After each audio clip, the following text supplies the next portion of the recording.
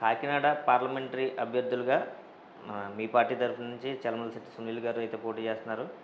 జనసేన నుంచి అయితే తంగెళ్ళ ఉదయ్ శ్రీనివాస్ పోటీ చేస్తున్నారు. వీరిలో ఎవరు గెలిచే అవకాశం ఎక్కువ ఉందంటారు? అంటే మీ పార్టీ అభ్యర్థిగా కాకుండా మీరు పర్సనల్గా చెప్పండి. నిజం చెప్పాలంటే ఇప్పుడు సునీల్ గారికి సింపతి వచ్చిందని, అయ్యో పాప 2-3 సార్లు పోటీ చేశాడు, ఈ ట్రిప్ ఇతనికి అవకాశం ఇస్తారని ప్రజలు అనుకుంటున్నారని ప్రజా నాడి. అంటే ఆయన రాజకీయాల్లో వస్తారు, వెళ్ళిపోతారు, ఎన్నికలు అవగానే మళ్ళీ వెళ్ళిపోతారు, వ్యాపారాలు చూసుకుంటారు, మళ్ళీ ఎన్నికలు వచ్చే 2 నెలల ముందు వస్తారు అనే ఒక చిన్న బ్యాడ్ నేమ్ కూడా లేదంటారు ప్రజల్లో. ముందుగానే ఎంపీ క్యాండిడేట్లు అంత ఇంపార్టెంట్ కాదు కదా. అంటే ఎమ్మెల్యేలు గెలిస్తే ఆటోమేటిక్గా ఆటోమేటిక్గా రెండో ఒకటి వేసేస్తారు, అది జనరల్. తర్వాత ఆయన కూడా గతంలో పాపం కార్యకర్తలు కూడా 2 ఎలక్షన్లో కూడా చాలా ప్రయత్నం చేశారు. అప్పుడు గాలి ఆయన ఎదురు గాలిలో నిలబడడంలో కొంత నష్టం వచ్చింది అప్పుడు.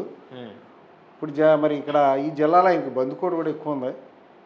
ఈ ట్రిప్ తప్పనిసరిగా ఆయనకి వేస్తాడని నెగ్గుతారు, అన్ని పార్టీ వాళ్ళు కూడా సహకరిస్తారనేది ఓ నాడండి. అంటే ఆ సెంటిమెంట్, ఆ జాలి వర్కౌట్ అవుద్ది అంటారా? వర్కౌట్ అవుద్దని. అంటే 400 కోట్లు సొంత నిధులు పెట్టి 400 గ్రామాలని దత్తత తీసుకొని అభివృద్ధి చేస్తానని చెప్పేసి ఆయన ప్రధానంగా అదే చెప్తున్నారు. సో అది సాధ్యమయ్యే పని అంటారా? సాధ్యమైన బట్టి వైఎస్ఆర్ పార్టీ తప్పనిసరి రావడం జరుగుద్ది. దాన్ని దృష్టిలో పెట్టుకుని ఆయన ఎంపీ అవుతాడనే నమ్మకం పూర్తిగా ఉంది, ఆయనకు ఉంది, ప్రజలకు ఉంది. ఎంపీ గ్రాండ్ నుంచి ప్రభుత్వం గ్రాండ్ నుంచి చేయొచ్చు, కష్టం ఉంది, చేయాలని అనుకుంటే పెద్ద కష్టం కాదు కదా. రాజకీయ నాయకుడు మనసులో ఉండాలి. కానీ ఎన్టీ రామారావు గారు మరి ఆ రోజున సినీ ఫీల్డ్ వదిలేసి రాజకీయాన్ని శాసించాడు.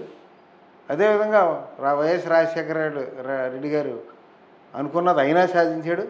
రాజకీయాల్లో ప్రజలు కోరుకుంటే ఇప్పుడు జగన్ గారు ఉన్నారు, ఒకసారి వాడిపోయాడు ఆయన. ఏమైనా సరే ఈ రాష్ట్ర ముఖ్యమంత్రి అవ్వాలనుకున్నాడు, అయినా వేరు. కోరికే కదా మనిషి సాధించేది. కోరిక దట్టమైంది అయితే గట్టి కోరుకుంటే తప్పనిసరిగా ఎవరైనా విజయం సాధిస్తారు. సో ముద్రగడ గారి మీద మీ అభిప్రాయం ఏంటి సార్? ఆయన ముఖానికి రంగేసుకున్న వాళ్ళని తరుము కొట్టాలి రాజకీయాల నుంచి అని ఒకటైతే అన్నారు. సో దాన్ని మీరు స్వాగతిస్తారా, వ్యతిరేకిస్తారా? నేను ఏదంటే మీకు 2 ప్రశ్నలు. నియోజకవర్గ కార్యకర్త గురించి చెప్పండి, రామకృష్ణ గారి గురించి ఏ ప్రశ్న అడగండి, జవాబు చెప్తాను. లేని దానికి మనం వాళ్ళ మీద వాళ్ళ గురించి మనకు పెద్ద పరిచయం లేదు. ఒకసారి ఎంపీగా మంచి నాతోడు ఏదో మంచి స్నేహం ఉండేవాడు ఆయన ఎంపీ అయినాడు, మాకు మంచి గౌరవం ఇచ్చేవారు. ఇప్పుడు వెళ్ళినా చాలా గౌరవంగా నాకంటే పెద్ద అయినా నాకంటే ముందు రాజకీయాల్లోకి వచ్చారు. ఇప్పుడు కూడా నేను ఇక్కడ స్థానికంగా ఉండడం వల్ల, ఆయన ఎంపీగా ఉండడం వల్ల కృష్ణ మంచివాడు, చాలా మంచి అని నేను ఇప్పుడు కూడా గౌరవిస్తారు. ఇప్పుడు ఆయనకు కూడా నేను ఎప్పుడు గౌరవంగా ఆయన ఒక పెద్ద మనిషిగా చూస్తాను. సో పిఠాపురం గురించి అడిగినా మీరు ఏం చెప్పట్లేదు. పవన్ కళ్యాణ్ గారు గెలుస్తారా, గీత గారు గెలుస్తారంటే పక్కా నియోజకవర్గం నాకు పోనీ ఓవరాల్గా జనసేనకి చూసుకుంటే ఎన్ని సీట్లు వచ్చే అవకాశం ఉంది? అంటే 21 సీట్లు ఎన్నో పోటీ చేస్తున్నారు, వాళ్ళు ఎన్ని వస్తాయని ఎక్స్పెక్ట్ చేస్తున్నారు మీరు? నేను అంటే మీరు అనేక మంది రాజకీయ నాయకుల దగ్గరికి వెళ్తారు, అనేక మంది మీకు తారసపడతారు, మీకు తెలుసు తప్ప నాకు తుని గురించి ఇక్కడ మీరు తెల్లారితే తునిలో తప్ప. నిజానికి రామకృష్ణ గారు ఈ జిల్లా మంత్రి గారిని రాష్ట్ర మంత్రి చేసినప్పుడు కూడా నేను తూర్పుగోదావరి జిల్లాలో ఏ నియోజకవర్గంలో ఏలేట్లేదు, ఏ నియోజకవర్గం ఎమ్మెల్యేతో నేను విరోధం తెచ్చుకోలేదు.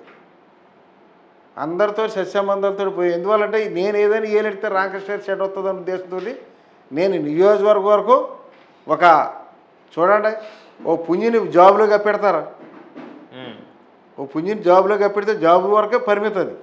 నూతిలో కప్పలాగా ఈ నియోజకవర్గానికి అంటే నూతిలో కప్పలాగా నేను తుని నియోజకవర్గం వరకు అలాగా ఉన్నాను తప్ప ఎప్పుడూ బయటికి వెళ్ళలేదు. బయట నియోజకవర్గాల్లో ఏలు పెట్టలేదు, బయట నాయకులతో తగ్గు తెచ్చుకోలేదు. నా దృష్టి అని చెప్పి కూడా ఆయన్ని రాజకీయాల్లో తీసుకొచ్చాం. ఆయనకి చెడ్డ రాకూడదు, ఆయన క్షేమంగా మన క్షేమంగా భావించి పనిచేయాలని 42 సంవత్సరాలు కూడా అదే దృష్టిలో పనిచేశాను. సార్ మీరు చెప్పనన్నా సరే మళ్ళీ కూర్చొని మిమ్మల్ని అడగ తప్పదు. జగన్ గారు ఏదైతే అన్నారో వైనాట్ 175 అంటే ఒక్క సీటు కూడా పక్క పార్టీలకు వెళ్లకుండా అవతల వాళ్ళు సింగిల్గా వస్తే అది వేరే విషయం. ఇప్పుడైతే 3 ప్రధాన పార్టీలు కలిసి వస్తున్నాయి. వైనాట్ 75 అనేది వర్కౌట్ అవుద్దంటారు అసలు? 75 కాకపోయినా కొన్ని సర్వేలు కూడా వైఎస్ఆర్ పార్టీకి 120, 140 కూడా వస్తాయని చెప్తున్నారు. మరి ఆయన ఏదైనా సాధిస్తాడనే జనంలో పోయింది. పట్టుదల ఎక్కువ. జగన్మోహన్ రెడ్డి గారు మొగమాటానికి మాట్లాడు, ఉన్నది ఉన్నట్టు మాట్లాడతాడు అనేది కూడా ఇప్పుడు జనంలో బండగా ఉంది. మేమంటున్నాం ఇది సర్వేలు ఎలా అవుతున్నాయి, ఆ సర్వేలు అవుతాయి ఎలా అవుతాయి, ఏమైనా సరే ఏదేమైనా వైఎస్ఆర్ ప్రభుత్వం ఈ రాష్ట్రంలో ఫారం చేయడం ఖాయం అనేది అక్కడక్కడ విశ్లేషకులు కూడా చెప్తున్నారు. సార్ తాజాగా చూసుకుంటే జగన్ గారు పర్యటనలో ఉండగా ఎవరో రాయి పెట్టి కొట్టారు. అయినా అది చాలా గందరగోళ పరిస్థితులు నెలకొన్నాయి. ఎందుకంటే కొంతమంది ప్రతిపక్షాలేమో అవి యాక్టింగ్ అదో స్కెచ్ అని చెప్పేసి వాళ్ళు అంటున్నారు. అక్కడ దెబ్బ అయితే తగిలింది. తర్వాత కొన్ని రోజులకైతే అది లేదు, బ్యాండేజ్ పెట్టుకుని తిరుగుతున్నాడు, ఎన్నేళ్ళ వరకు తిరుగుతాడు అని చెప్పేసి అయితే కొంతమంది అంటున్నారు. దీని అంతటినీ మీరు ఎలా చూస్తారు? దెబ్బ తగిలింది కదా, మళ్ళీ మనం దెబ్బ తగలడం యథార్థమే, క్లియర్గా కనపడదు. ఇప్పుడు సరిగ్గా అక్కడ కొట్టడం ఎవరైనా కొట్టగలరా? మళ్ళీ మనోడా సరిగ్గా కంటి దగ్గరే నువ్వు కొట్టు అంటే కొట్టగలరా? ఆయన కొట్టించుకున్నట్టు ఒకసారి వాళ్ళని ఇసురుకోమని చూడండి. ఎవరో మొత్తం జరిగింది. అది దురుద్దేశంతో జరిగిందా, రాజకీయంగా జరిగిందా, లేకపోతే కావాలని చేశారా, లేకపోతే చెంపతి అది అనేది ఇంటెలిజెన్స్ రిపోర్ట్ల వల్ల రావాలి తప్ప మనం మనం మనం ఇక్కడ ఎక్కడో ఏదో జిల్లాలో జరిగింది అది మేము తుల్లో ఉన్నాం. ఊరికే పేపర్లో కొన్ని పేపర్లు ఒకటి ఫేవర్గా రాస్తాయి, కొన్ని పేపర్లు ఒకటి ఫేవర్ రాస్తాయి, మీకు తెలందేం కాదు. సార్ రీసెంట్గా అయితే మీరు ఒక ఛాలెంజ్ విసిరారు. ఛాలెంజ్ అనాలి ఏమనాలో నాకు తెలియదు, కానీ రాజా గారు గెలిచేంత వరకు బ్లాక్ డ్రెస్లోనే ఉంటారని చెప్పారు. ఎందుకు సార్? అంటే నేను 42 సంవత్సరాలు ఓ పార్టీలో పనిచేశాను. మాట ద్వారా కాకుండా బట్ట ద్వారా కూడా నిరసన తెలియజేయాలని రామకృష్ణ గారు నాకు చేసినటువంటి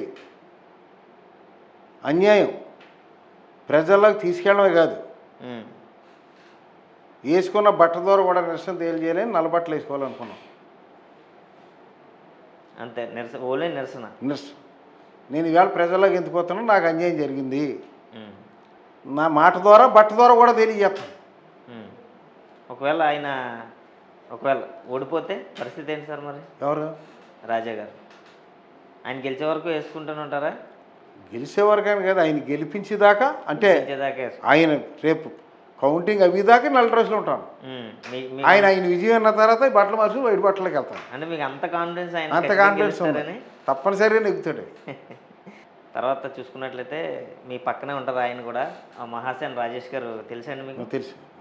ఆయనకి పి గన్నవరం టికెట్ ఇచ్చారు, మళ్ళీ తర్వాత అక్కడ ఏదో చిన్న వ్యతిరేకత వచ్చింది, మళ్ళీ వెనక్కి తీసేశారు, వేరే వాళ్ళకి ఇచ్చారు. దీని అంతటినీ మీరు ఎలా చూస్తారు సార్? అంటే రాష్ట్రంలో పరిస్థితి మీరు చూశారు కదా, ఆఖరికి తెలుగుదేశం ప్రభుత్వం యొక్క విధానం ఎలా వచ్చిందంటే తెలుగుదేశం వాడు పోయి బీజేపీలో పోటీ చేయండి అనే పరిస్థితి వచ్చింది. అనుపరిచి చూడండి. అంటే మనిషి ఏదో శేషపార్థం మందు తేడా అన్నట్టుగా తెలుగుదేశం పార్టీ ఈ పొత్తులు పెట్టుకున్న తర్వాత ఎవరికి ఎందుకు ఇట్లెత్తున్నారో, ఎందుకు కష్టపడ్డ వాళ్ళు మారుతున్నారో అర్థం కాని పరిస్థితులు ఉంది ఇవాళ ఈ రాష్ట్రం. చాలామంది అసంతృప్తి ఉన్నారు. పాపం ఆస్తులు పాడు చేసుకుని ఎంతో కష్టపడి కేడర్ని నిలబెట్టుకుని ఉన్నటువంటి నాకులాగే వాళ్ళు కూడా టికెట్లు మార్చడం, ఇంక లేదనుకుంటే ఇంకో పార్టీలోకి వెళ్ళిపోయి పోటీ చేయమను, ఇదంతా గజిబిజి. అందుకే ఇప్పుడు జగన్ గారు వస్తారని నమ్మకం ప్రజలు కూడా చూసింది. వైఎస్ఆర్ ఈ తెలుగుదేశం ప్రభుత్వానికి వచ్చిన జబ్బు ఇదే పరిస్థితిలో కొనసాగుతుంది చంద్రబాబు నాయకత్వం. అందుకు తప్పనిసరిగా మంచి చెడ్డ జగన్ మాట మీద నిలబడతాడనేది, జగన్ గారు మాట మీద నిలబడతాడనేది స్పష్టంగా ప్రజలకు అర్థమవుతుంది. సో ప్రధానంగా మీరు ముక్కుసుడుకో మాట చెప్పండి, మీ అన్నయ్య గారి వల్లే మీకు అన్యాయం జరిగింది? 100%. పార్టీ వాళ్ళు కూడా కాదు. మీ అన్నయ్య గారిని దాటి ఒక పార్టీ పెద్దలను కానీ స్థానికంగా ఉన్న పెద్దలు కానీ కలిసి పార్టీకి ఇది నాకు జరిగింది అని చెప్పే ఇది కూడా మీరు ఏం చేయలేదా మరి? అంటే రామకృష్ణ గారి స్థాయి తెలుగుదేశం పార్టీలో మీకు తెలిసిన విషయం. అవును. ఇక్కడ జిల్లా పెద్దలతో మాట్లాడుకున్నా ఆయనకి వ్యతిరేకంగా మాట్లాడలేరు. మరి చంద్రబాబు నాయుడు దగ్గరికి వెళ్ళినా ఆయనకి వ్యతిరేకంగా చేయలేరు. చెప్పుకొని ఉపయోగపడుతుంది. ఓ చెట్టుకి కాయ లేనప్పుడు రాళ్ళు గిరగేయడం టైం వేస్ట్. కాయ ఉంటే 100 రాళ్ళని గిరగేయచ్చు, కాయ లేదని మనకు తెలిసిపోయింది. ఇంకా కాయ రాళ్ళు గిరగడం చేయనప్పుడు తప్ప అవ్వదు. అది ఉమ్. అందుకు కావాలని అతను నేనే నా కూతురు తెచ్చుకున్నాను అతనే చెప్తున్నాడు మనం చేసేది ఏమీ లేదు కదా. ఉంటే నత్తి ఉండడం లేకపోతే వేరే పార్టీలో పోవడం అదే దృష్టి వచ్చింది. సో ఇప్పుడు 4 దశాబ్దాల టీడీపీలో ప్రయాణం ఇది. వైసీపీలో కూడా అలాగే సుదీర్ఘ ప్రయాణం ఉన్నంతకాలం వైసీపీలో కూడా అలా కొనసాగుతుంది. అలా కొనసాగుతుంది. అందులోకి డౌట్ ఏం లేదు. అందులోనే మరి వైసీపీలో కూడా మీకు ఏమైనా అన్యాయం జరిగితే చెప్పి అన్యాయం జరిగేదే ఉందిగా. వయసు 70 చూడడానికి ఏం లేదంటారా? అన్యాయం చేసేది ఏమీ లేదు. ఇంకెవరు మనకు కూడా అంత ఇంట్రెస్ట్ విన్నారు, అంత కుర్ర అన్న చిన్న వయసులో ఉన్నంత ఇంట్రెస్ట్ లేదు. రాజకీయాలు ఉన్నాం కాబట్టి మనం ఎవరికొరకే ఉపకారం చేయాలని మన పార్టీ మరి ఈయన చేసి ఉపకారం ఆయనకి చేస్తాం. సో ప్రతి ఒక్కరికి ఒక ఎక్స్పెక్టేషన్ ఉంటుంది కదా సార్. ప్రతి రాజకీయ పార్టీలో ఉన్న ప్రతి రాజకీయ నాయకుడికి ఒక ఎక్స్పెక్టేషన్ ఉంటుంది. మాకు ఇన్ని వస్తాయి, మా ప్రజల్లో ఇంత ఆదరాభిమానాలు ఉన్నాయని చెప్పేసి. మీ పార్టీకి ఎన్ని సీట్లు వస్తాయనుకుంటున్నారు మీరు? మా పార్టీకి 120. 120. ఇట్టి పరిస్థితుల్లో వైఎస్ఆర్ పార్టీ 120 తగ్గదని నేనే అన్ని జిల్లాల్లో నేను ఎంక్వైరీ చేసుకున్నాను. తప్పనిసరిగా జగన్మోహన్ రెడ్డి గారు అక్కడ నెగ్గుతారు, ఇక్కడ దాచేటి రాజు గారు నెగ్గుతారు. ప్రభుత్వం నెలకొల్పిన తర్వాత 2 సంవత్సరాలు కరోనాలో పోయింది. మిగతా 3 సంవత్సరాల్లో చాలా పథకాలు అయితే పెట్టారు. అవి వర్కౌట్ అవ్వలేదని అయితే ప్రతిపక్షాలు చెప్తున్నాయి. ఈయనైతే చాలా బలంగా ప్రజల్లోకి చేరాయి, పేదవాళ్ళకి చేరాయి, లబ్ధి పొందితేనే నాకు ఓటేయండి అని చెప్పి కూడా జగన్ గారు అంటున్నారు.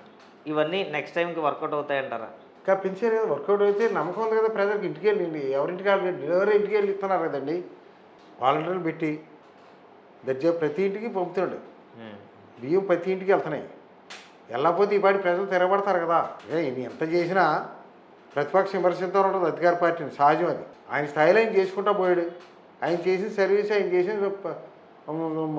పథకాలు ఆయన నెగ్గింత పూర్తి విశ్వాసంతో ఉన్నారు పార్టీ. సార్ ఫైనల్గా పార్టీ మిమ్మల్ని గుర్తించకపోయినా ఇన్ని సంవత్సరాలు మిమ్మల్ని ఆదరించిన తుని నియోజకవర్గ ప్రజలకు కానీ, రాష్ట్ర ప్రభుత్వానికి కానీ, మీ పార్టీ వ్యక్తులకు కానీ ఈ సందర్భంగా ఫైనల్గా మీరు ఏం చెప్పాలనుకుంటున్నారు? ఈ రోజున వైఎస్ఆర్ పార్టీలో రావడం జరిగింది. మరి వైఎస్ఆర్ పార్టీ స్థానిక నాయకులైనటువంటి రాష్ట్ర మంత్రివర్యులు దాడిశెట్టి రాజా గారి ఆదేశాల మేరకు ఇక్కడ ఉన్నటువంటి తుని నియోజకవర్గ ప్రజానికానికి నా శాయశక్తిగా సేవ చేయడానికి ప్రయత్నం చేస్తాను. అదేవిధంగా ఎంపీ గారు, కాకినాడ ఎంపీ గారు సునీల్ గారు, ఆయన సూచనల మేరకు కేంద్ర ప్రభుత్వం నుంచి ఇచ్చినటువంటి పథకాలు ప్రజలకు ఎక్కువ అందేలాగా ప్రయత్నం చేస్తూ, మరి ఆ ప్రయత్నం కారణం ఏంటి, మీరు ఇంత వయసు వచ్చింది కదా అని మీరు అనుకోవచ్చు. ఒక రంగంలో ప్రయాణం కొనసాగించినప్పుడు ఏ వ్యక్తికైనా రంగం మీద లాస్ట్ దాకా విశ్వాసం ఉంటుంది. ఒక నాటక రంగం ఏమనేయండి, సినిమా రంగం ఏమనేయండి, రాజకీయ రంగం ఏమనేయండి, ఆ రంగంలో ఉన్నప్పుడు సహజంగా చూసేళ్ళకి సలాలకి కూడా మన ఇంటికాడ కూర్చొని మన ప్రజలు, మరి ప్రజలు మన దగ్గరికి వస్తున్నప్పుడు మనం ఏదో పార్టీని, మంచి పార్టీని పట్టుకుని ఆ పార్టీ ద్వారా ప్రజలకు సేవ చేయాలన్న సదుద్దేశంతో ఈ రోజున వైఎస్ఆర్ పార్టీలో జాయిన్ అవ్వడం జరిగింది. తప్పనిసరిగా తుని నియోజకవర్గ ప్రజలకి ఎప్పుడూ అందుబాటులో ఉంటాం. గతంలో కంటే ఎక్కువ కష్టపడడానికి ప్రయత్నం చేస్తాం. వైఎస్ఆర్ పార్టీ కార్యకర్తను కూడా కంటికి రెప్పలా కాపాడడానికి ప్రయత్నం చేస్తాం. Thank you sir, thank you so much అండి. మీ విలువైన సమయాన్ని వెచ్చించి మా కోసం ఇంటర్వ్యూ ఇచ్చినందుకు. సో ఫ్రెండ్స్, ఇది వైసీపీ సీనియర్ నాయకులు యనమల కృష్ణుడు గారితో ఇంటర్వ్యూ. మరొక మంచి నాయకుడితో మరొక ఇంటర్వ్యూతో మళ్ళీ కలుద్దాం. అంతవరకు సెలవు, నమస్తే.